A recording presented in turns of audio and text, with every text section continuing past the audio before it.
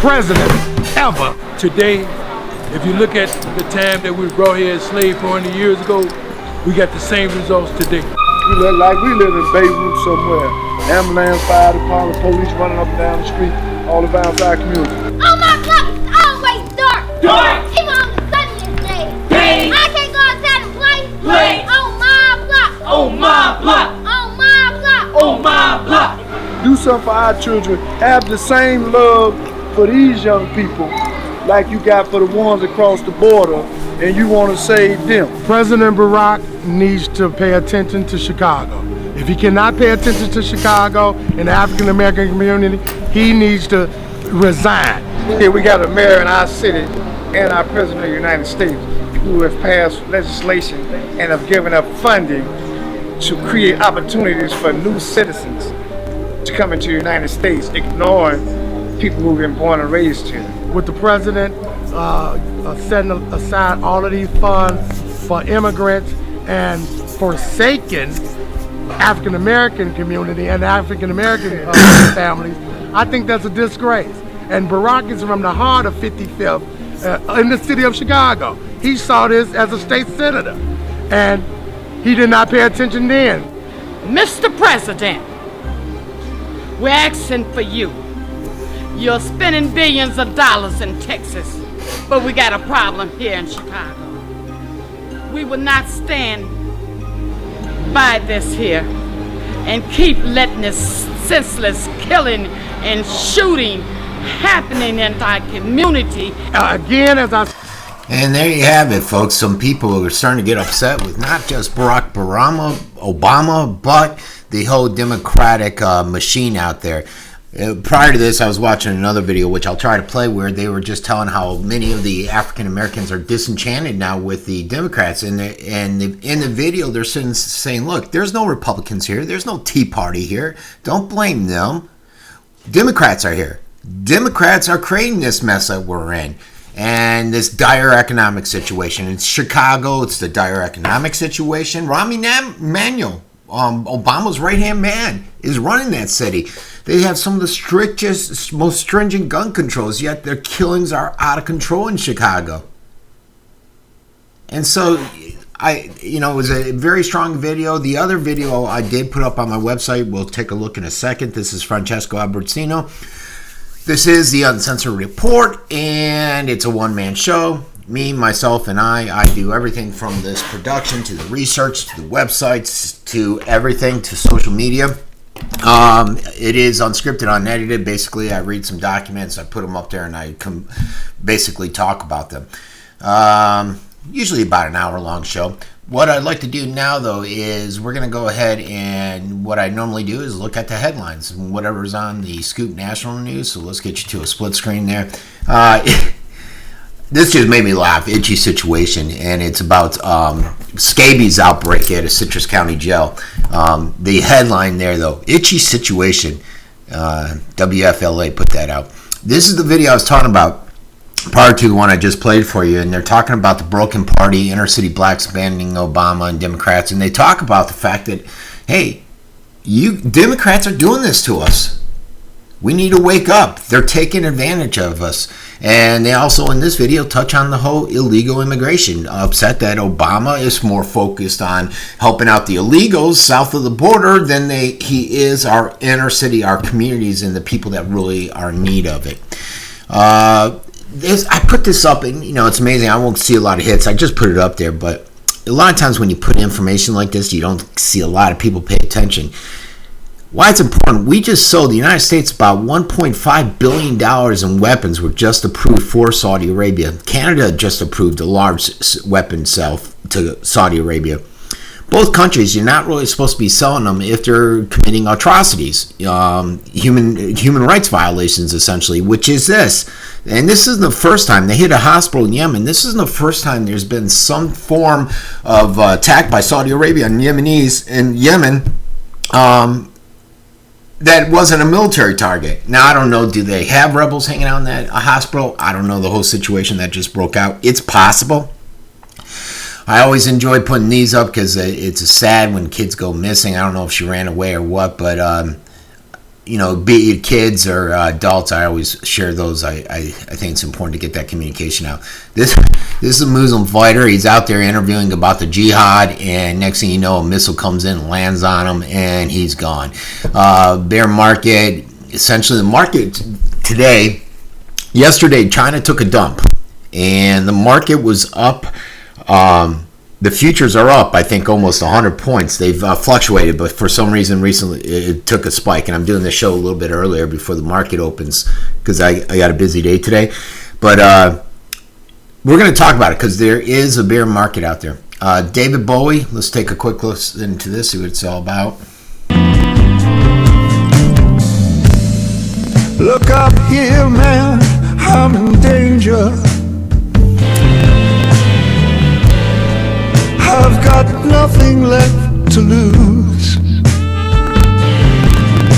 There you go. I'm so sad. It makes my brain whirl. Sad, tragic day. David Bowie is dead after fighting cancer for 18 months, and he is dead today at the age of 69. He just released his new album on his birthday last week, which is that's a single from there. And I was just watching a documentary on him this weekend, so and it's somebody that when I was a little kid, I grew up listening to him, so disheartening. Louis Farrakhan, he went out, and this was an interview actually with InfoWars, and he talked essentially about his concern with a lot of the Muslim immigration here and the fact that they're not being vetted. And he has a lot of concerns, which will surprise you, coming from Louis Farrakhan. These guys, they've captured 4 of the 5, ages 14 to 17. Basically, they held a gun to the dad and daughter. Told the dad to get lost. The dad went and got the cops. By the time he came back, all 5 kids had gang raped the lady. I'm not sure I believe it was a younger lady, his daughter, but they've captured 4 out of the 5 individuals. Let's see. Sky prices, breaking humanitarian aid convoy. They're trying to get it in, and I read something else after posting this. The rebels are out there trying to extort money before they let them get X amount of space or any further into there. What's this? Cleveland school cop suspended after calling Tamir Rice's mom a stupid you-know-what on Facebook. I don't know. Hey, that's the biggest problem with Facebook right now in social media. A lot of people will go out and they're like, hey, it's my free time. I'm not at work.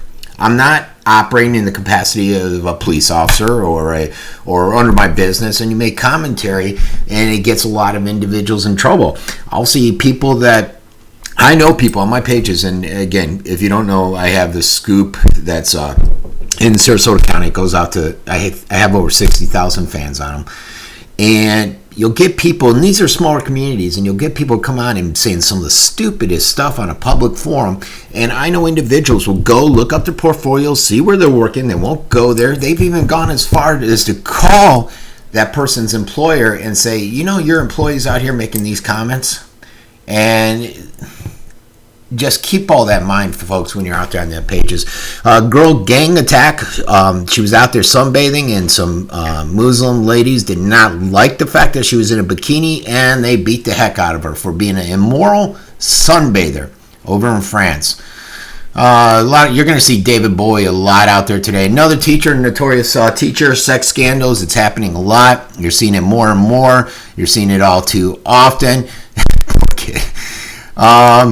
Let's see. Washington is lined up the House of Saud for chop, and Saudi Arabia is concerned that Washington's turned their back on them, and they're concerned with the new relationship that Obama is extending out to Iran, which is the Shiites, and the Sunnis are the Saudis, and they have this major discontent with each other. This is a knife slasher, slashed 2 women, and you can see he just runs up and slashes them. A lot of people are concerned about the Syrian president. What the president did, he invited the Syrian refugee over to the State of the Union. He's going to sit up there with Michelle Obama, and he did it over the weekend, or the news came out over the weekend. I'm assuming it happened somewhere around there. Yet you hear nothing about the officer that was shot at 13 times, which we're going to cover in a minute. And you hear nothing about the fact that the guy was out there doing it in the name of Allah. You actually have this dumb, ridiculous mayor come out and say, we have no proof it was done in the name of Islam. Forget the fact that the guy confessed it. Forget the fact that he's out yelling Abu Akbar or whatever. And so we're going to cover that in just a minute. What else we got here? Obama's State of the Union, and they just talk about the teaching system. People have a problem reading it. This whole Hillary email has gone nuclear. They're really starting to say that this is going to blow up, and a lot of people are thinking that she's going to be arrested or criminal charges may be brought up against her. I doubt that. Could you imagine seeing Hillary Clinton in a perp walk? Jeez. Syrian jihadists demand anti-craft missiles instead of peace conference. And there's also news out there, I don't think I posted it, where 2 journalists were captured by al-Nusra. And al-Nusra is one of the moderates in the government's eyes. And they're not moderate, folks. They're just as bad as ISIS. But they've captured 2 journalists that were out there trying to report on the situation. World would be more. Putin believes the world would have been more balanced if he would have taken action earlier. Again, only 298 people looking at that. Yet you got 6,400 already looking at this. Girls that look alike. McDonald's and what the next concept restaurant's going to look like. More people are interested in that than Putin. It does amaze me every time I see those. As you know, if you listen to the show, I say it daily when I go through these things. I guess before we're going to cover this whole thing, maybe I'll cover it then, because I'll cover it when I cover that whole shot thing. Let's see, Gitmo. A lot of people are saying the White House was out there this weekend saying, look, it's going to be completely closed down by the time the president leaves, which is they're going. We've talked about, I've covered before how the Pentagon is stalling getting information and doing everything they can to try to stall it. I do have concerns. I saw a documentary, I believe it was with Vice News, and they went and found 2 Syrian refugees that were in some province over in Russia, and the guy basically sat in Guantanamo for about 13 years, both of them. They were never charged, never had a trial. No due process whatsoever. They are finally released, but they're released to this country, and they're basically prisoners there. And it's sort of sad that we're going through all this. And so I get the need. What they sold us on was Guantanamo was there to house all these dangerous people, and like the mastermind of 9/11 and all that stuff. And we did it out of our country so that we could do certain things and get away with certain things. But come on, man. A guy holding someone 13 years without putting them on trial, without telling them what they're guilty, without proving their guilt. And some of these guys still test that they're not guilty. Just because you were part of a sect, that doesn't mean you're guilty. And I get it. Now, were they? I don't know. But I understand where they're coming from. Let's see. On this one, more people are killed each year with hammers and rifles, and so Huckabee wants to know if the president is going to have an empty seat for the victims of hammer killings. It was a great one-liner. Another hover is on fire, blown up there, and people are starting to get away from them. Schools don't even want them on their campuses, etc. The Flint water crisis, I'm going to try to cover that 4 days after declaring emergency. The Michigan governor finally comes in, and that was all about money.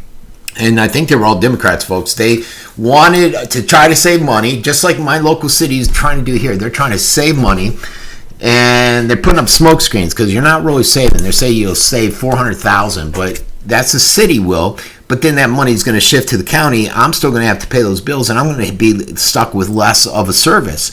And this is going to happen with the water. They moved them over to this different water, lower quality water, ended up having a ton of lead, and a ton of people are really sick, and it took forever to get this situation fixed. For diagnosing cancer, a K9 dog got shot. Let's see, who's that? Stephanie Ray Meese has does a sad face on there. What else we got here? David Bowie again. Let's see. This was a fire victim. It's an awesome interview. You got to check it out of Tulsa.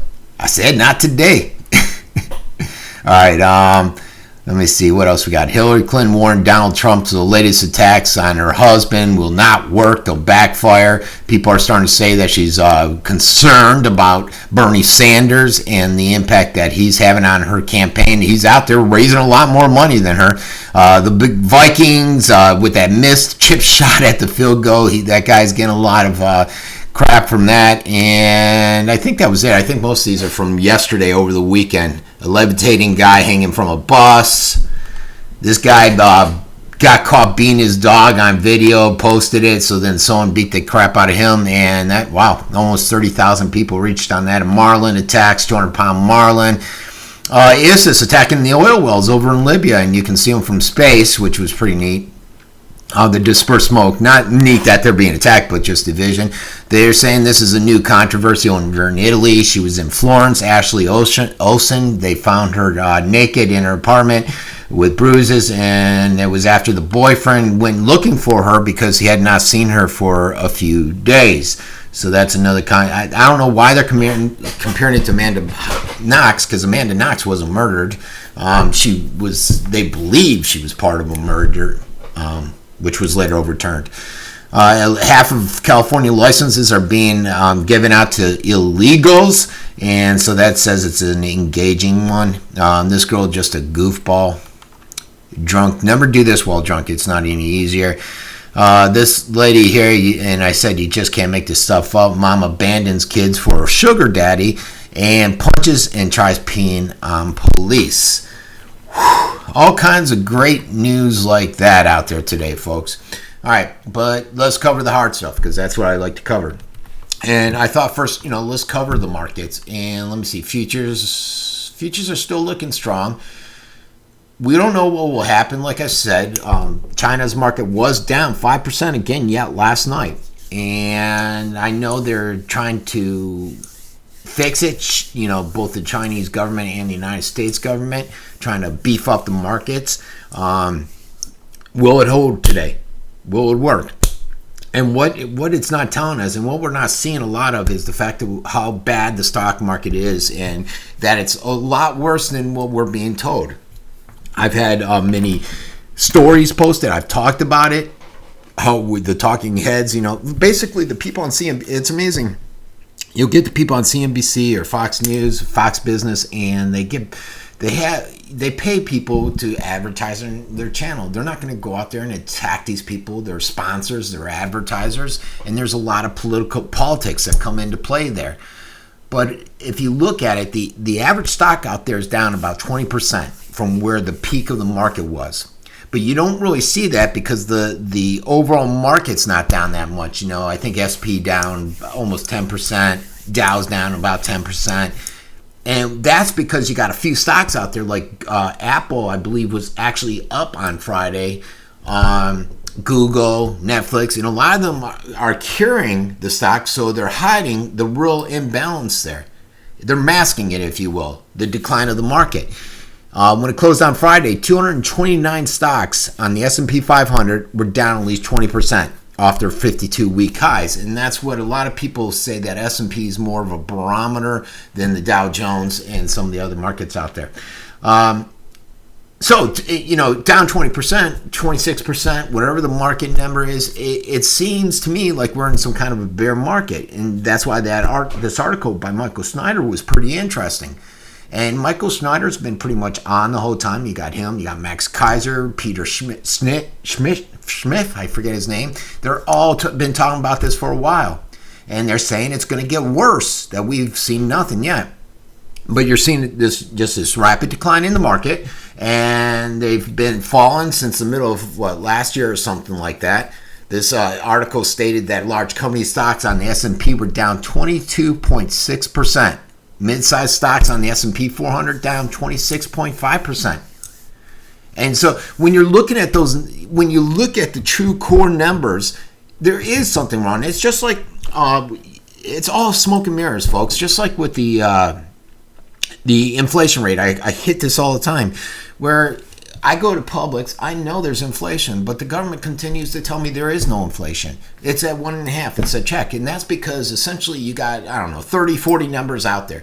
They can pick and choose the 5 numbers or whatever X amount of numbers they want for their inflationary number and say it's in check at 1.5. But you, me, the average individual knows it's not in check. We go to the store. I feel the pinch. I see the pinch on my wallet, on my weekly bill. My grocery bills are out of control. And so that's what we're seeing here. Smokes and mirrors. These stocks have fallen. They're massively overvalued.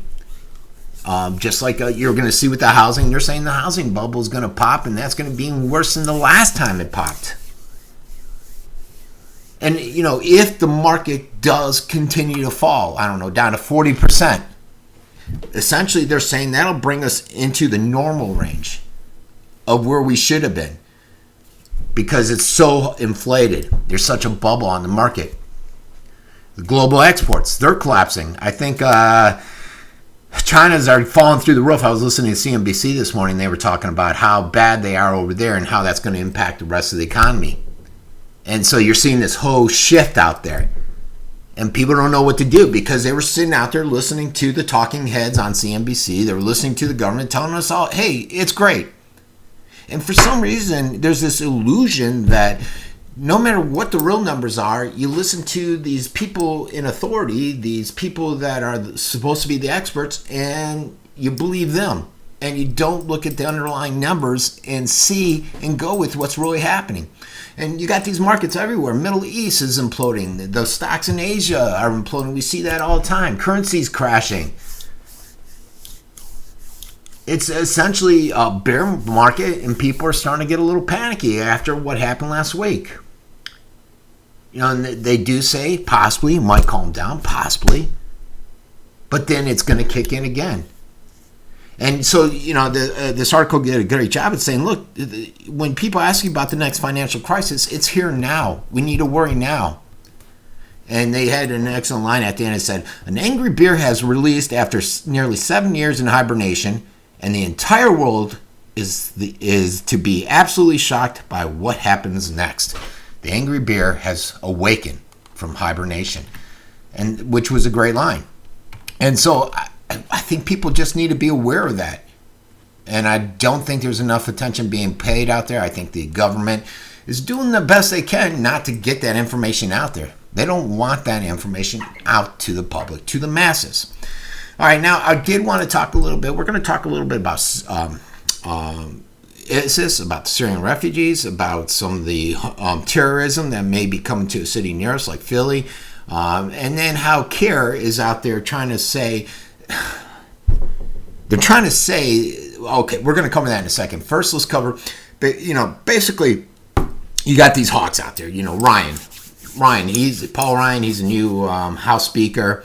Guy sucks. I didn't want him when he was in there. He's just horrible. And he's out there pushing for this new AUMF, and that's authorization of use of military force out there. He's as hawkish as anybody else, hawkish as McCain out there. And what they're doing is they're trying to get out there and they want to wage these wars. And he wants to push the government into being more aggressive against ISIS. And he's made that his number one job, to go out there and beat up on the Islamic State. Although there's some skepticism from the other side of the party, especially when you do these AUMFs, because you might do an AUMF for something, and next thing you know, it explodes, and they're all over the place. And there's been previous attempts for AUMFs, and they've gone nowhere. What's his name? God, I forget the crybaby's name that used to be in the House. Obama's had his version. But they all come tumbling down. People just don't want it. So Ryan's out there. He's trying to drum up support to get these people out there and do, the AUMF. And basically, it's a shortened form of a declaration of war, essentially. And they're doing it by skirting around Congress and everything. Basically, they're taking a shortcut to allowing our soldiers to go out and fight and die for their cause. Their cause being the military-industrial complex, making money. And nobody follows the Constitution anymore. There's no more adherence to it. You know, the whole war powers resolution, it's this half-baked idea before we send off willy-nilly our troops off to fight some war, some agenda. We'll go through that. But you're not seeing it. You know, even under Bush, he issued one on 9/11 with the Patriot Act as well. Very hawkish. And so we need to make sure that this is stopped. We need to hold our elected individuals to the Constitution, so they don't get up there and run willy-nilly. And so you got these an official semi-declaration of war through these little AUMFs, minus any paperwork. You're gonna authorize these people to go in and start bombing the hell out of people, go after the Islamic State, without going through what the Constitution was set up for, without formally declaring some kind of war. And we need to make sure that these hawks are not able to do that. Now, what's happening with this whole Syrian thing? The whole refugee crisis. You know, he announced about the Syrian refugee that's going to sit next to Michelle. But you're not seeing a lot of play by major media on what's happening with ISIS here in the United States. And just on Friday, I think it was, you had 2 arrests. You had Mohammed Yonis al-Habi and somebody else. What's the other guy's name? Al-Jibi was traveling across seas. He tried to fight, and I don't see the other individual's name on this report. I know I have it on one of them. But essentially, they went over to fight over in Syria, and they were on social media bragging about it to numerous people about what they're doing there, the fight. Then he comes back here and he posted on social media, you know, again, this is what we did there. So the FBI went out and had a conversation with him. He then tried denying any account of it, and who knows if he was really there. We're assuming he was there. But he's now denying and recanting everything. But again, these are refugees. The point I want to make is these are refugees, folks. These are those vetted refugees. And the problem is these refugees are not indeed vetted. Not at all, folks. You know, I feel sorry for the Syrians over there. You know, we got that one town that's under siege right now. What is it called? Think. Medea or something like that. And we finally got the convoy that's going in there, the UN. You've seen all these photos. These people look horrific. They're eating plants. They're eating tree leaves and stuff like that. And so the UN's finally bringing food there. They got the rebels that are extorting money from them, saying we want X amount of dollars if you're going to pass through. So I get that. I get the concern that everybody has. When I see those pictures, I feel for them too. And I think even somebody came on one of my sites and said, oh, I guess the little baby drowning, and that doesn't mean anything to you. Look, we get all that. It plays at our hearts. But that doesn't mean that we should continue to allow these people in here without being vetted. By no means does it. Why? That's the last thing we want to do, folks.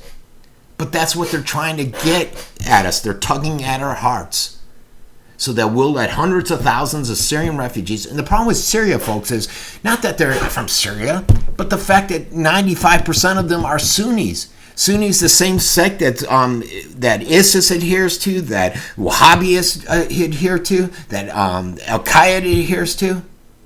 Do we really want him there? I think out of all the refugees that have come here, so far only one has been Catholic, even though they make up about 10% of the population over there. Now, we're going to go to this video real quick. And this video is the mayor of Philadelphia coming out and making some comments. And then we'll talk about it in a second right after it. So let's go here and go. In no way, shape, or form does anyone in this room believe that Islam or the teaching of Islam has anything to do with what you've seen on that screen. This is a criminal with a stolen gun who tried to kill one of our officers. Has nothing to do with being a Muslim or following the Islamic faith. There are too many guns on our streets, and I think our national government needs to do something about that. Sorry about that. It ended early. No, it ended on time. I just wasn't paying attention. Okay, so basically this guy's out there pushing his agenda. You got this apparently pretty liberal Democrat mayor, and he's out there pushing his own agenda, rejecting any ties to Islam with this ambush in Philadelphia. Forget the fact that the guy was wearing Muslim garb. He was running on. He was allegedly told authorities he targeted the police because their teaching is contrary to the Quran. He said he did it in the name of Islam. He confessed it. He's confessed that he pledges allegiance to ISIS. But this mayor comes out and states, oh, no, that's not why. And he conflicts what the sheriff was saying. The sheriff even came out and said, look, this guy did it in the name of Islam. But forget all of that. You got this liberal mayor over there talking nonsense. And he's basically out there talking the same line as Cair. I call him Cair, Car, whatever you want to call him, C-A-I-R. And they're out there, and this is an organization that I've written about. If you go to editorials on top of my page, you'll see an article I wrote about them. And they're tied to jihadi-tied Muslim advocacy group. They're out there trying to persuade us, trying to tell everybody that it wasn't a devout Muslim man that attempted to execute this Philadelphia police officer. And that if anything like that would be a violation of the Quran. Really? This guy was out there, this Ed Archer dude. He attempted to execute this officer. And again, he attempted to do it on behalf of the Islamic State. He confessed to it. Yet you got this group, Cair, out there, and let me give you information on Cair. They're Hamas related.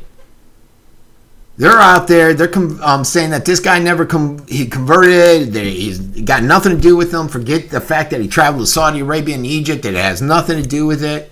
Forget the fact that he was wearing Islamic attire when he attempted to execute this cop in cold blood.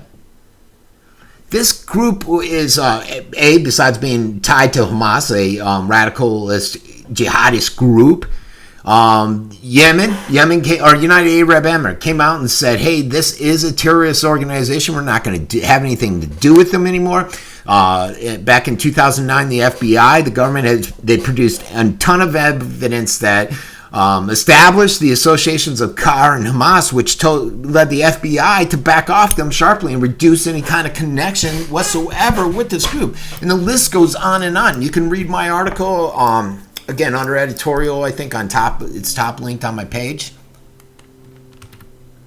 where they're out there pushing their agenda. Obviously, I mean, how can anybody in their right mind sit there and tell us it had nothing to do with Islam? I'm still shocked by it. But it's with this mentality, what these people will do is, and the president does it, Republicans do it, everybody does it. They'll go out and they'll tell us A, which is nonsensical, and a disconnect from reality. Reality might be B, but we're going to tell you A, and people are going to listen to them and say A is reality. And I've already touched on that a few times. All right, so now I wanted to pop over briefly just over to Asia because things are starting to heat up there again. We flew a B-52 over South Korea, basically to intimidate North Korea. So North Korea's over there. They've been sounding alarms since they withdrew from the Nuclear Non-Proliferation Treaty. I think it was back in 2003. And so this is their fourth nuclear test that they're saying is some kind of hydrogen bomb, thermonuclear. Although many experts are saying the seismic activity doesn't indicate that.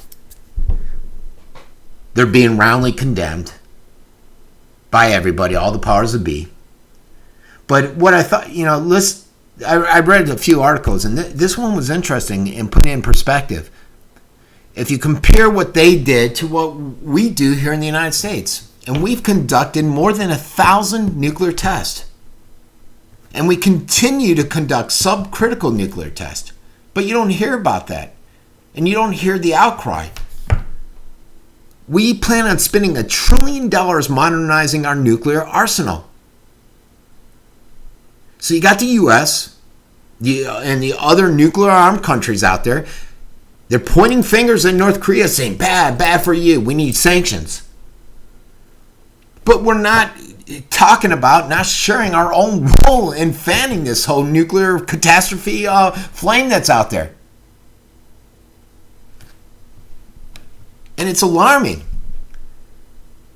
You know, as the survivors of Hiroshima and Nagasaki, the two cities where a nuclear bomb was dropped by us, we're the only ones to drop a nuclear bomb on somebody. They're out there saying, look, we know what this went through. You guys got to abolish these nuclear weapons. We need good faith negotiations. And they're right. We need to stop this nuclear arms race. Achieve zero nuclear weapons. But you're not going to see that anytime soon. So what a lot of people are hoping is that this whole North Korea event, this whole test, has awakened individuals. And that we need larger alarms out there to say, hey, look, as a society, as a country, as a global community, I guess if you want to put it that way, we need to take steps to ensure that there are no nuclear weapons. Because now everybody wants them. Saudi Arabia now wants them, and a lot of people think Saudi Arabia may have them. Israel denies having them, but they have about 80 of them. Iran is moving, and a lot of people feel they can have one any day now. And it's not just that whole nuclear thing. Now we're stepping up the rhetoric with South Korea. South Korea wants strategic nuclear arsenal put back in their area. And Washington, the United States, is saying, you know what, hey, and I think I covered this last week, this is a good idea. It allows us to reposition B-52s, F-22 stealth fighters, nuclear-powered subs over in South Korea because we got to serve as a deterrent to North Korea. And where's that put us? It puts us right on the doorstep of China, which is antagonizing that situation even more. And I covered that in great detail the other day. China will not tolerate us moving in that sphere, especially with all the issue and all the tension that's going around the China Sea right now, the South China Sea. And North Korea is loving this. Kim Jong, he just had his birthday. He's out there loving the fact that it's bringing attention to North Korea, that they're a nuclear power. And what he says, and he's got a very valid point, is this is a deterrent. This technology is a deterrent against any possible invasion, any hostility. And he says he's doing it because of the U.S. interference over there in Korea. He calls it his strongest treasured sword in protecting peace and security in the Northern Korea. And he when he was talking, he referenced the U.S. NATO intervention in Iraq in 2003, Libya in 2011. And he's arguing that, hey, our possession of these nuclear weapons and reminding everybody about it gives us leverage so that I will not be the next Saddam Hussein. And he's got a very valid point, doesn't he? And so this is something else we should be alarmed about. You know, we're alarmed. We got South China Sea, what's happening over there. We got Korea now, amping it up. But that guy's a nut job, and I don't think he will do anything. But what concerns me is that the U.S. is using that as to get a foothold and put strategic arsenal back into that peninsula, which is going to piss off China. And it's going to upset Russia. Now, we're already upsetting Russia with our NATO move into Ukraine. And so, what type of threat is this going to... We need to look at the NATO logic when it comes to Russia. And are they a grave threat? Their perceived expansion. Is it Moscow or is it the threat of NATO? You know, we deny, NATO does, we deny that we're any threat to Russia. And forget the fact that we're moving people on their border. Forget the fact that we basically brought about the whole demise of the Ukraine government and caused that whole Ukrainian civil war that's breaking out. But this is just the latest and nonsensical stuff, communications that are coming out between Russia and NATO. You know, if you look back, NATO essentially came out of from Senator Robert Taft, made a speech, and he said, he was voting against that whole establishment alliance that they came up with in 49 for NATO. Because he suggested that it would just essentially provoke Russia. And he was concerned that it would lead to an outbreak of a World War III. And that's essentially what NATO was put in place for. But, the heads over in NATO, they say no. They're adamant that the Soviet Union may have been the reason for the initial existence, but right now their angst, their focus is not directed on them. And a lot of people are wondering how serious can we take that, especially with the enlargement in Europe. Over in the Ukraine, what we're seeing there. Does NATO feel that Russia is the gravest threat to humanity? Or does Russia view NATO as the greatest threat to humanity? And Russia has a reason to be concerned. Just like I said, we got the NATO expansion. And you got even Obama over there. Obama named Russia one of the top security threats of 2015, along with ISIS and Ebola. Ashton Carter, our defense, Secretary of Defense, named them as the most biggest threat out there, Russia. We spend 10 times more than Russia does on defense here in the United States. All to make sure we can counter the Russia threat. And so you got this whole improbability of war doesn't negate the whole threat that's out there. It's unlikely we're going to go to war. Russia doesn't want to fight NATO. NATO doesn't want to fight Russia. But mistakes happen.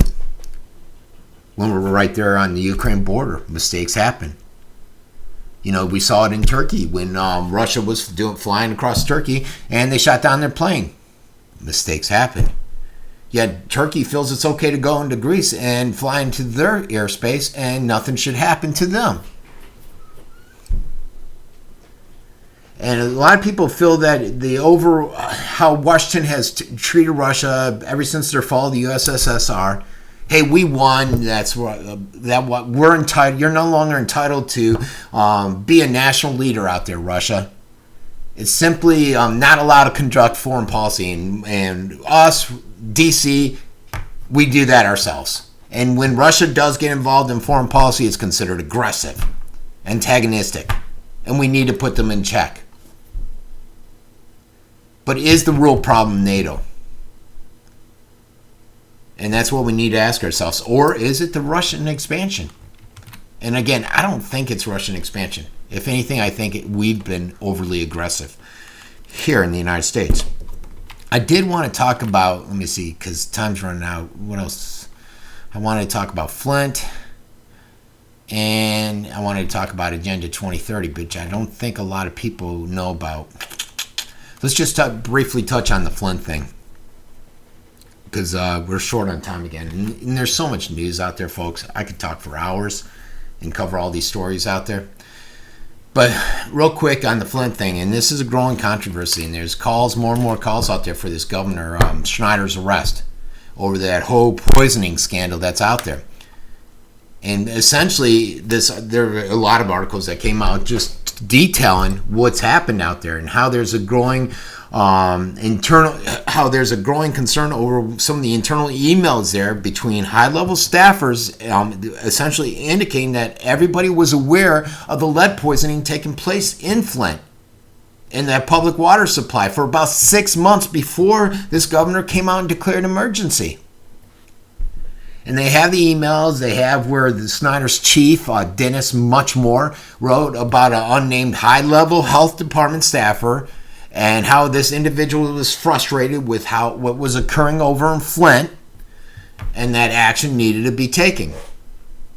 Now they ended up sacking the environmental official and they declared a state of emergency. But this Snyder guy, this governor, should he be held culpable in this? A lot of people are saying yeah. And the source of the Flint water crisis led directly to Snyder and what he was doing with his fiscal austerity policies He and I said Democrats, but I think it was Republicans too that were out there pushing for years on these Michigan residents. They all want this austerity. And one of the solutions was getting them off this X supply and putting them on this new water supply, which was lead-tainted water. And now you got many people out there. They have all kinds of health issues. Let's see, what did they study in September by the Hurley Children's Hospital identified a rise in blood levels of the children less than 5 years old, living within 2 Flint zip codes since the city began sourcing drinking water from the Flint River. So that's a tragic situation there, folks. We need to stay up on that and watch we need to police our government.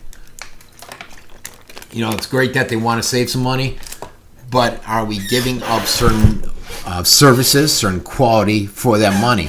Perhaps we're paying that extra money so that we won't have lead in our water. There's a golden idea, isn't it? I did want to talk just briefly about global socialism, because a lot of these things, Agenda 21, UN Agenda 2030, you never really hear about unless you're out there deep into the alternative news. So I just wanted to briefly cover it and bring some awareness to 2030. And basically the United Nations and its members out there, they decided to take this socialistic global socialism approach, which they all voted essentially in favor of. And essentially the plans are not limited to coercive climate agreement. And we recently saw that over in Paris, where that was the number one problem plaguing the world. Forget ISIS, forget all the other travesties that are going on out there. And so you got an established media in the United States, and they're hyping ISIS, they're hyping the playoffs in football, global warming as the number one problem for society, for our planet. And while they're doing all that, the UN met, and this is the 70th General Assembly for the UN headquarters, and they came up with a 15-year master plan, UN 2030. And it basically comprises of 17 of the targets that should be foisted upon humanity, and their sustainable development goals. Okay, basically, if you love liberty, if you love self-government, the free markets, our Constitution, you're going to wish that the UN would have left this whole Agenda 2030 behind. And this whole plot, this UN Agenda 2030, or Agenda 2030 is what they call it, is aimed at transforming the world. And it's a follow-up to their last 15-year plan, which was the Millennium Development Goals. And with this, all countries and all stakeholders are in a collaborative partnership, and they'll implement this plan. And the preamble even claims that the UN will free the human race from the tyranny and poverty and heal the planet. Essentially, going to take from the rich and give to the poor. And what's undisguised in this roadmap of global socialism and essentially corporatism, fascism, is the agenda's Goal 10, which calls for the UN national government and every person on Earth to reduce inequality in their within and among their countries. And to do this, they want all possible wealth to be shared and a income inequality. And essentially the rich taking care of the poor. The usual social agenda that's out there. And it makes it clear that National Socialism is needed to combat inequality. And you need to even go a step further. International socialism is needed among all countries. And that Western taxpayers should prepare to be fleeced. They'll be fleeced of their wealth, and it should be redistributed internationally. Big government should come in, take over. And it's not just about wealth distribution alone, folks. They want the government to come in and seize the control and means of production, either directly or through some kind of mandates. Basically, in plain English, this whole Agenda 2030 is claiming that today's consumption and production patterns are unsustainable. So we need to get by with less. But how much less? And are you willing to pay for the people over in Africa? The promoters of this 2030, they claim that rather than impoverish us, the global regime they envision would take good care of us, the nanny state. Universal health coverage, Obamacare. One of the targets of Goal 3 is ensuring that healthy lives and well-being is achieved through universal coverage. And guess what they're going to throw in there? Vaccines. You got to love that. Include all vaccines. Let's push that vaccine agenda. So the entire goal of 2030 is devoted to ensuring that all children everywhere are transformed into what the UN calls the agents of change. Change you can believe in. Ready to push forward with the new global order. How much will it cost us, I don't know. There's other various figures out there. Trillions upon trillions of dollars each year. Wasted, as government usually does, waste and abuse our money. And the money needed to implement 2030 in the UN scheme is only part of the cost. Other parts include the loss of our national independence, our freedom, the rise of global governance, global socialism, reveling empowering dictators out there to help with the global governance. And so you should be concerned about it. And it goes beyond the governments and religious figures. Much of the private sector also enthusiastically backs this new agenda. You got mega corporations such as Google, Microsoft, Bing, they back 2030. And it wasn't immediately clear whether their cooperation and support for the UN agenda would affect the supposed impartiality of search results, but critics of the UN plan expressed alarm nonetheless about how, with corporate America just jumping on board so fast. And for now, we got the world and the White House. And we pretty much are out there pretending that the SDGs are binding in America, even though they're not consulting the U.S. Senate, like the Constitution requires for all treaties. And even if the Senate were to ratify, the federal government cannot grant itself new anti-constitutional powers merely by approving some kind of treaty out there. Just like Agenda 21. It clearly shows. That does not mean that Obama administration and possible future presidents would not attempt to push forward any agenda that they have. So we, the American people, we must demand through our elected reps to stop this UN power grab, this one world society. What say you? Agenda 2030. Be alarmed, be concerned. And let me see, we can take one more quick look at market. Let me do market watch real quick and see how we're looking, because the market's getting ready to open here briefly in about 6 minutes. Let's see where the futures are, if they're holding. Futures are down again. Yeah, it was weird. There was a quick spike and now they're back. They're not down, but they're on the positive side, but not by that much. So we could see a down day. Let's see. Hopefully the government's injecting enough in there and we won't see a drastic loss of millions and trillions of dollars. Because like I said the other day, it just doesn't impact the rich who have all their money in stocks. It impacts all of us because when they lose money, the trickle down effect. All right, this has been Francesco Abbruzzino. Visit my page, theuncensoredreport.com, and you can contact me via that or any of my scoop pages on Facebook or Twitter. That's essentially it. I will see you tomorrow. educate, inspire, and affect change. This has been Frankie. Everybody have a great day.